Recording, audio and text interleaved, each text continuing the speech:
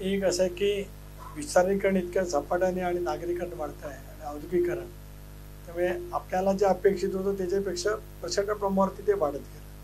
आणि ही बाब खरी आहे की याच्यावरती उपाययोजना विशिष्ट कालावधीमध्ये कालमर्यादेतच झाल्या पाहिजे. आपण उल्लेख केला की विशिष्ट चौकामध्ये गेल्याच्यानंतर वाहतुकीची कोंडी मोठ्या प्रमाणावरती आहे, कुठे खड्डे पडलेले आहेत किंवा तांबडे घाटाचं ती मी नाकारत नाही, पण ज्यावेळेला व्याप्ती वाढते त्यावेळेला अनेक गोष्टीची त्रुटी ही तयार होऊ शकते.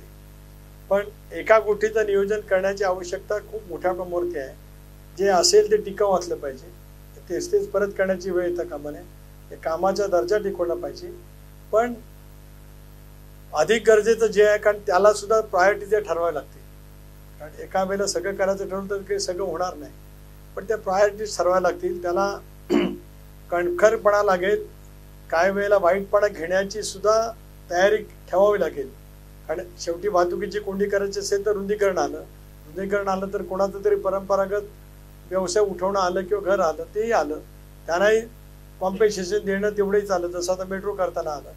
पण प्रबळ इच्छाशक्ती अधिक जागरूक करण्याची आवश्यकता आहे.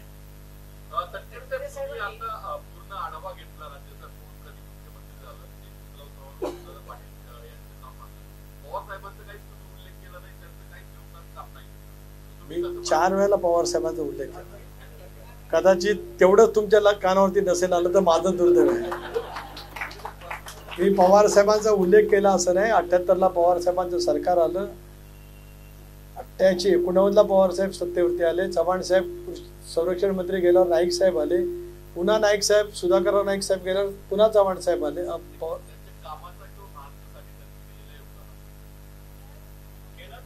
पवार नाही, मी देतो मॅडम. साहेबांचं काम महाराष्ट्रामध्ये अजोड काम, त्यामुळे त्या बाबतीमध्ये कधी कोणाचं दुमत असं काही कारण. आज आम्ही राजकीय विचार घेतला तो वेगळा आहे, तो घेतला त्याच्यावर मी ठाम आहे, बिलकुल एक पाऊल सुद्धा मागे येणार नाही, तो भाग वेगळा आला. पण पवार साहेबांचं मी मगाशी असं म्हटलं की ते त्या पिढ्याचे नेते झाले, पण पवार साहेबांनी सगळ्या पिढीचं नेतृत्व केलं असं मी मगाशी म्हटलं. आणि सगळ्या पिढीशी जवळीक असणारा एकमेव नेता त्यांचं नाव आहे शरद पवार.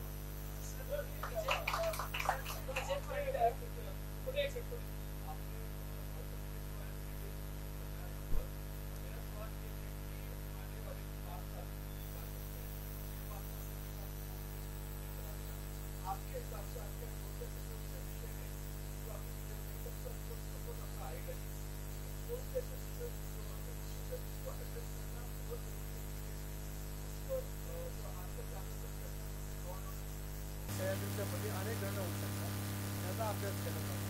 धरणं बांधावी, तिकडे पाणी चालू आहे आणि हे पाणी मग इकडे आणलं, अशी माझी चर्चा सरकारकडून झालेली आहे. ते थांबून आता आणणं उचित ठरणार नाही. ती एका वेळेला तिथे व्हावं, तिथे धरणं बांधायला त्याची कुठली अडचण नाही.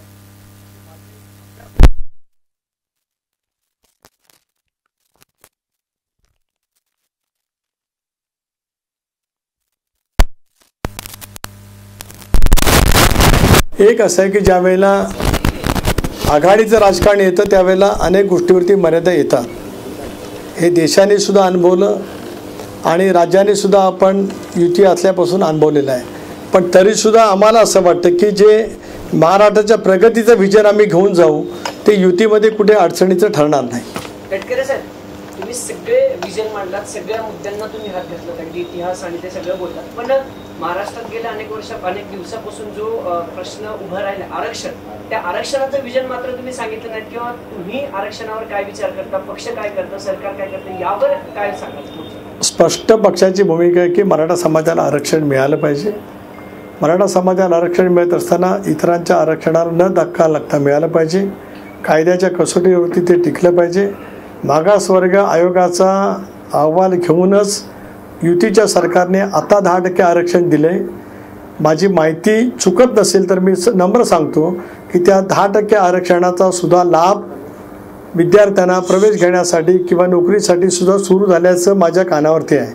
आकडेवारी माझ्याकडे नाही, पण एखादी भूमिका वेगळ्या पद्धतीची असल्यामुळे त्याच्यात विलंब होतं खरं आहे. आज महाराष्ट्रामध्ये 10% आरक्षण मराठा समाजाला लागू झाल्याची 100% खात्री आहे. फार्मिंग, इरिगेशन किंवा अगदी टुरिझम पर्यंत जवळपास 10 ते 12 वेगवेगळ्या विषयांवर तुम्ही हात घातला. त्यांचं विजन काय तुम्ही या सगळ्या संदर्भात क्लिअर केलं. पण आता तुमच्या पक्षाचं आणि पक्षाच्या शीर्ष नेतृत्वाचं ब्रँडिंग या सगळ्याला धरून दिसत नाही. ते एका स्पेसिफिक योजनेपुरतं मर्यादित दिसतं किंवा त्याच लाडकी बहीण योजनेला घेऊन पुढे जायचं असं दिसतंय. साधारण लोकसभेचा निकाल पाहता आत्ताच्या घडीला एक स्पेसिफिक योजना पक्षाला पॉलिटिकली कितपत तारू शकते असं याच्यावर तुमचा विश्वास आहे? एक असं आहे की हेच विश्लेषण नेमकं आमच्यावरती अन्याय करणार आहे.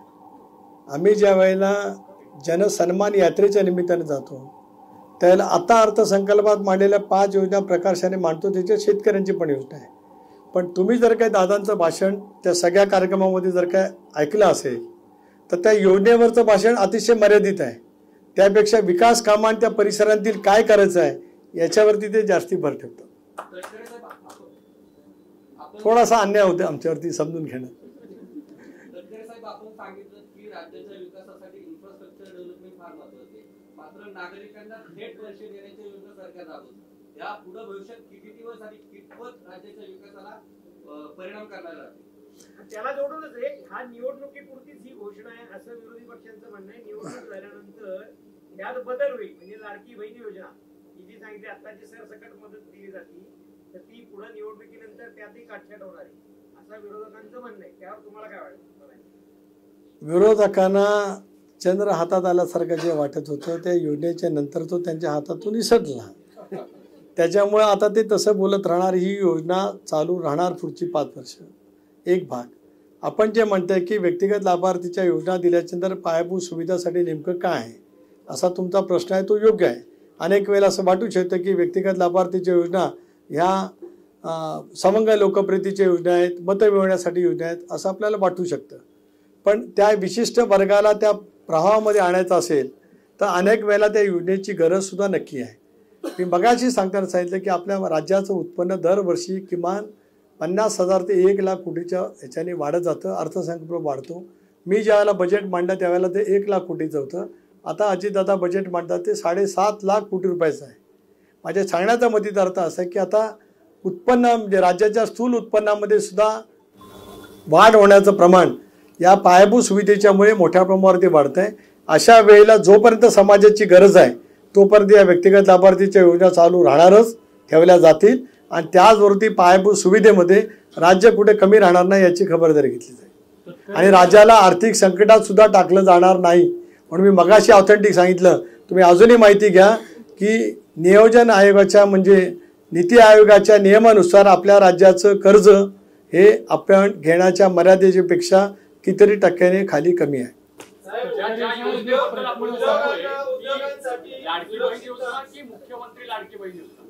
मुख्यमंत्री लाडकी बहीण योजना सगळीकडे म्हणताना मात्र तुमच्या भाषणांमध्ये इकडे तिकडे मुख्यमंत्री शब्द वगळला जातो असं विरोधक. मी भाषणच कमी केली.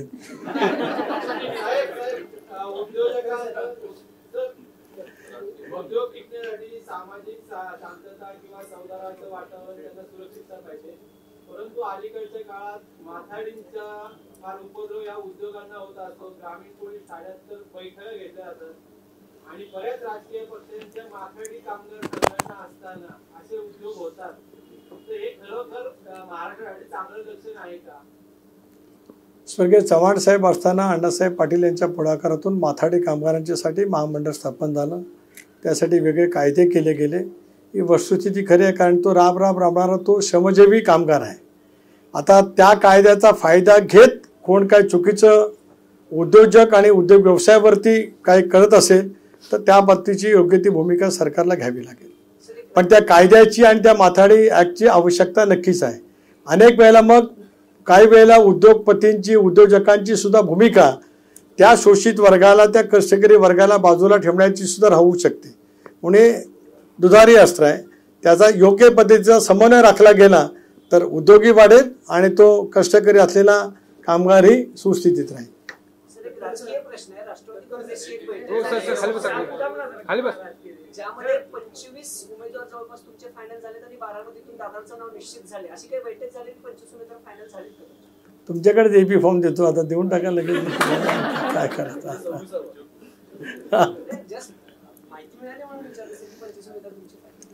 आमची बोलणी व्यवस्थित सुरू आहेत.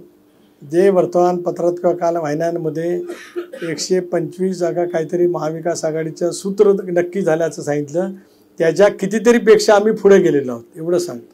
तटकरे साहेब, तुम्ही भाषणाची सुरुवात फुले शाहू आंबेडकरांनी केली, शिवशाहू फुले आंबेडकर. आणि तुम्ही म्हटलात की यशवंतराव चव्हाणांनी जी राजकीय संस्कृती घालून दिली ती आता राहिलेली नाही. तर तुमचे सहकारी पक्ष नितेश राणे तर तसं वागताना दिसत नाही. आज आणि कालही ज्ञानेश महाराव पत्रकार त्यांच्या विरोधात भाजपने आंदोलन केले. नाही, मी नितेश राणेंच्या कुठल्याही मताशी सहमत नाही. नितेश राणेंच्या वक्तव्याचा राष्ट्रवादी काँग्रेस पक्षाचा अध्यक्ष म्हणून मी निषेध केलेला आहे आणि करत राहणार. त्या मताशी आम्ही सहमत नाही आहोत आणि ज्या ठिकाणी आम्हाला बोलायचं आहे त्या ठिकाणी आमचं बोलणं झालेलं आहे. एक असा आता हा फारच राजकीय प्रश्न विचारला, त्याचं उत्तर मी देऊ शकतो पण या फोरमला ते योग्य नाही दिसणार. I can react immediately. त्याने माझी स्तुती केली म्हणून नाही मी म्हणत, I can react very harshly, पण मी नाही करणार. कारण मी एका श्रमिक पत्रकार संघाच्या एका चांगल्या वार्तालापात आता वार्तालापच सुरू झाला आहे. तुम्ही ज्या भाषेत विचारलं त्या भाषेत नाही मांडणार मी. मी दिलं ना उत्तर. त्या प्रवृत्तीच्या विरोधात आम्ही आहोत आणि विरोधात राहू. दिलं ना उत्तर. मी कुठे द्यायचं नाकारलं.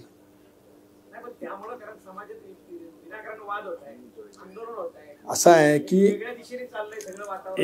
की एखाद्या व्यक्तीमुळे काही वातावरण निर्माण होत असेल, पण त्या व्यक्तीच्या पलीकडे सुद्धा खूप महाराष्ट्र आहे. हो, कितीतरी महाराष्ट्र मोठा आहे. असं काय करताय?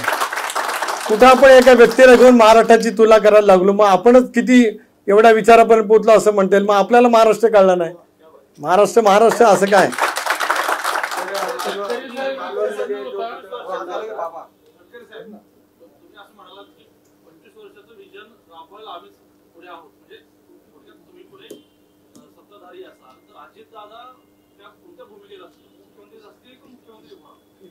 तुम्हाला काय वाटतं?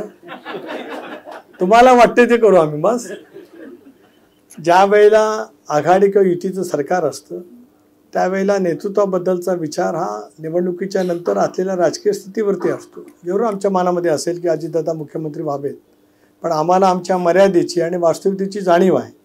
शेवटी महाराष्ट्राला गतिमान करायचं असेल तर आज मी बघायला सांगितलं आणि पुन्हा एकदा रिपीट करतो की अजून तरी 15 वर्ष महाराष्ट्रामध्ये आघाड्यांचं सरकारच राहील.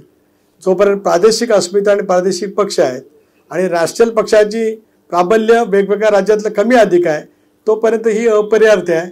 ती स्वीकारूनच प्रत्येक राजकीय पक्षाला वाटचाल करायला लागेल. No way other than that. Sharad पवारांची जी राष्ट्रवादी आहे त्यांच्या एका वरिष्ठ नेत्यांनी एक विधान केलेलं आहे, ती बातमी पण आलेली आहे की अजित पवारांना पुन्हा शरद पवारांच्या गटात किंवा त्या पक्षात नो एंट्री असेल कुठल्याही परिस्थितीत त्यांना परत प्रवेश दिला जाणार नाही. ते किती भावनिक विधानं किंवा भाषणे केली तरी. कोण जायला परत मागतंय मला कळेल नाही ना काय.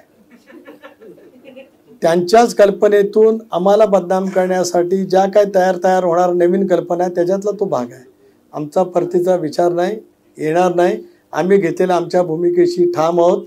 त्यांना आम्हाला कमकुवत करण्यासाठी जे नॅरेटिव्ह सेट करायचा असेल तो करण्याचा त्यांचा खालच्या दर्जाचा प्रयत्न आहे. यालाही शब्द मी अजून वापरू शकतो.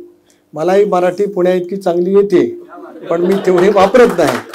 पण तो जो काय प्रयत्न होतो आहे तो अत्यंत योग्य आहे. राजकारणाची एक हे लेवल असली पाहिजे.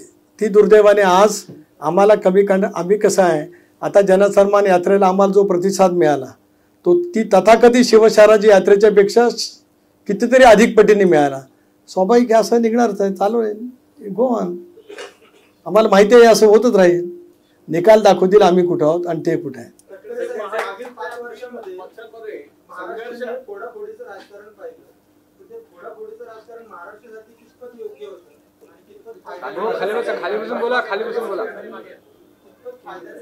एक असं आहे की 19ला जी सुरुवात झाली, 19ला महाराष्ट्रातल्या जनतेचा कौल काय, तर राज्यात भारतीय जनता पक्ष आणि शिवसेनेला पूर्णपणाचं बहुमत मिळालं होतं. राष्ट्रवादी काँग्रेस पक्ष, काँग्रेस आणि आमच्या मित्र पक्षाला आम्हाला विरोधात बसायचा कौल महाराष्ट्रातल्या जनतेने दिला होता. असा 19चा कौल होता. 105 भाजप, 56 शिवसेना थेट, असे 161 अधिक त्यांचे मित्रपक्ष, 250 बहुमत होतं. आता त्यांच्यामध्ये त्यावेळेला वाद तयार झाले, त्यातून पुढचं रामायण घडलं. त्याला काय करणार? तुम्हाला राष्ट्रवादीचं चिन्ह मिळालं, राष्ट्रवादीचं नाव मिळालं, पण लोकसभेमध्ये त्याचा तुम्हाला प्रभाव किंवा त्याचा फायदा झाला नाही, उलट शरद पवार गटाला अधिक फायदा झाला. त्यांचे 10 खासदार निवडून आले. याकडे तुम्ही कसं पाहता? एक असं आहे, 8 आले, चांगल्या संख्येने आले, 10 पैकी 8 आले. मी ऑनेस्टली बोलते, मी काय कुठल्या वेगळ्या इथून बोलत नाही. स्ट्रायकिंग रेट नक्कीच चांगला राहिला. हे असं चालत राहतं. राजकारण हे प्रवाहित आहे. एक निवडणूक सगळ्या निवडणुकीचं परिमाण ठरवत नाही. ठीक आहे, त्या निवडणूक यावेळची लोकसभेची निवडणूक, तुमचं वय किती आहे मला माहीत नाही, म्हणजे वाईट अर्थाने घेतलं असं घेऊ नका. अनेक लोकसभेच्या निवडणुका नॅशनल लेवलच्या लढल्या गेल्या. ज्यावेळेला महाराष्ट्रातली लोकसभेची निवडणूक नॅशनल इश्यू होते, पण ते कमी राहिले आणि महाराष्ट्रातल्या अनेक इश्यूची चर्चा अधिक आली. त्याच्यामुळे अनेक वेळेला मी सांगितलं ना की प्रत्येक निवडणूक वेगळं बॅरोमीटर घेऊन येते, वेगळं परिमाण घेऊन येते. आता विधानसभेला चित्र समजेल. आम्ही बदलू, आम्ही अधिक लोकांच्यापर्यंत पोहोचण्याचा प्रयत्न करू, काय चुकलं आहे ते दुरुस्त करू. गेल्या काही दिवसांमधलं जर आपण थोडंसं ऑब्झर्वेशन केलं तर बऱ्याच ठिकाणी बैठकांना अजित पवारांची अनुपस्थिती, किंवा आपण जर वेगवेगळ्या मतदारसंघात बघितलं तर भाजप आणि राष्ट्रवादी यांच्यामधला संघर्ष, तर पुढे अजित पवारांना असं एकटं पाडण्याचा प्रयत्न महायुतीमध्ये केला जातो असं तुम्हाला वाटतं? असं बिलकुल नाही, एकटं पाडलं जात नाही. आम्ही महायुती म्हणून एकत्रितच आहोत, एकत्रित राहणारच आहोत. ठीक आहे, प्रत्येक ठिकाणी गेले अनेक वर्षाचा वैचारिक संघर्ष असल्यामुळे कुठे कुठे एखादी प्रतिक्रिया उमटत असेल, त्याच्या आमच्या ऐक्यावरती काही परिणाम नाही. एक, आणि दादांची अनुपस्थिती कुठे राहिली तेवढी जर का मला कळलं तर जरा थोडं माझ्या ज्ञानात भर पडेल. आता बघा कुठल्या कुठे गेला तुम्ही, नाही त्याचा आणि ह्याचा काय, तुम्ही जे म्हणता त्याचा काय संबंध नाही. ऐका, मी बोलतो त्याच्यावरती, मी त्याच्यावरती सांगतो. GST परिषदेला दादा नाही गेले. 2 पद्धतीच्या मीटिंग होतात. एक ग्रुप ऑफ मिनिस्टरची एक आहे, ज्याला गोव्याचे मुख्यमंत्री अध्यक्ष आहेत, आणि परवाची झाली ती GST जनरल बॉडीची मीटिंग झाली. ज्या वेळेला एखाद्या राज्याच्या अर्थमंत्र्याला जायचं नसेल तर ते त्यांचा प्रतिनिधी पाठवू शकतात. दोन्ही बैठकीला त्यांच्या वतीने आदिती तटकरेंना त्यांनी पाठवलं होतं.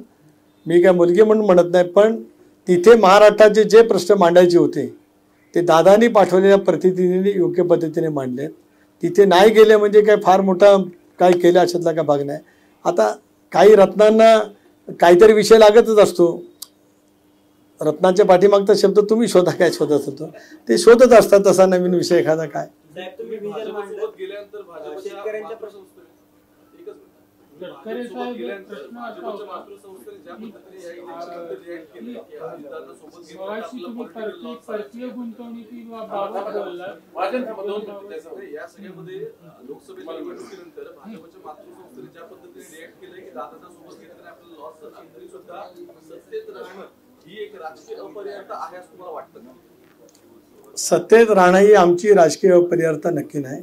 आम्ही सत्तेमध्ये जाताना बहुमताने आणि कॉन्शियसली निर्णय घेतला, चव्हाण साहेबांच्या दिलेल्या विचाराच्या आधारित की बहुजन समाजाचं हित करायचं असेल तर सत्तेत असलं पाहिजे. एक, मातृसंस्थेने ते मांडलेले विचार नाहीत. मातृसंस्थेच्या असलेल्या नियतकालिकामध्ये एका कोणाचा तरी तो लेख आहे. आता उद्या एखाद्या वर्तमानपत्रामध्ये लेख येतं, पण त्या वर्तमानपत्राचं मत आहे असं नाही, त्याच्यात तो लेख लिहिणारा असतो त्याचं ते मत आहे. मातृसंस्थेने काय मत व्यक्त नाही केलं, आणि तसं आमच्या पुढे निदर्शनच आलं नाही. आम्हाला चर्चा करत असताना तसं कुठं अनुभवाला मिळत नाही.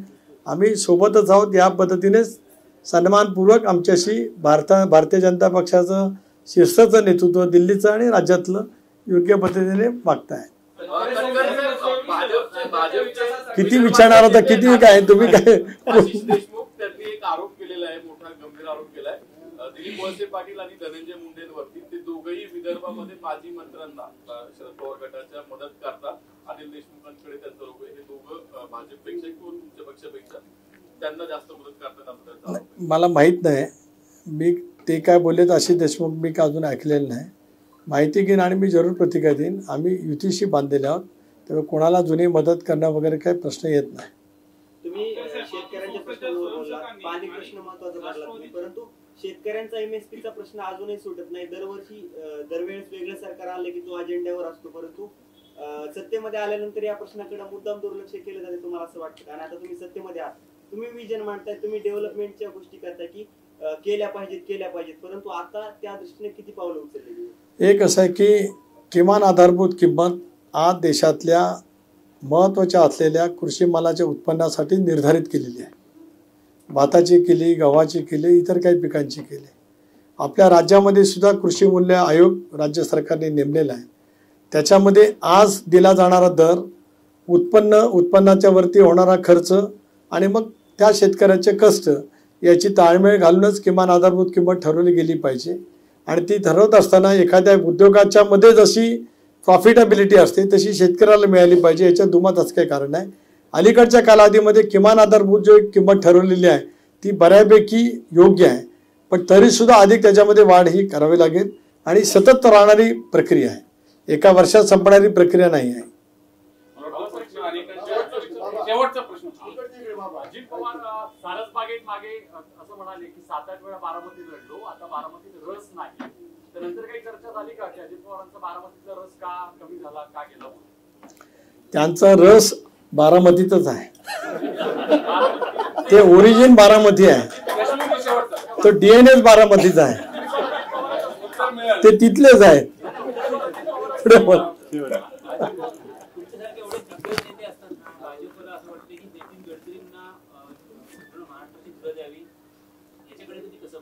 असं आहे, गडकरी सुद्धा महाराष्ट्रातले एक महत्त्वाचे नेते आहेत. राज्याचे 24 वर्षे विधान परिषदेवरती राहिले.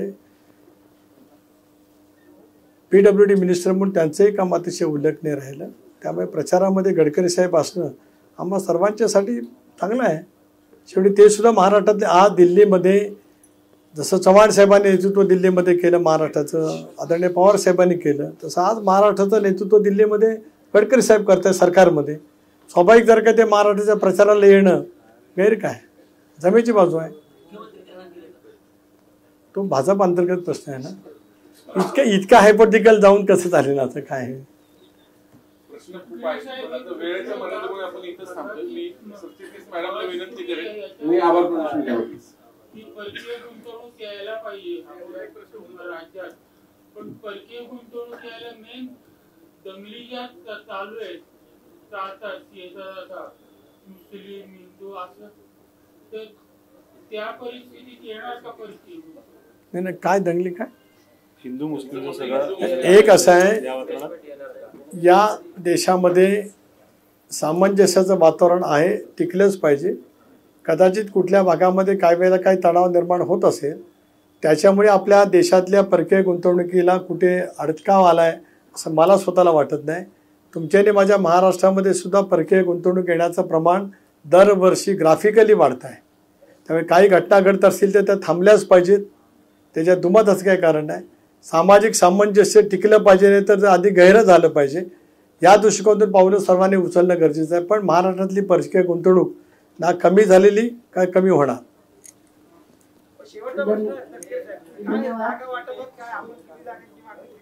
जागा वाटप शेवटची हेडलाईन लिहून टाका.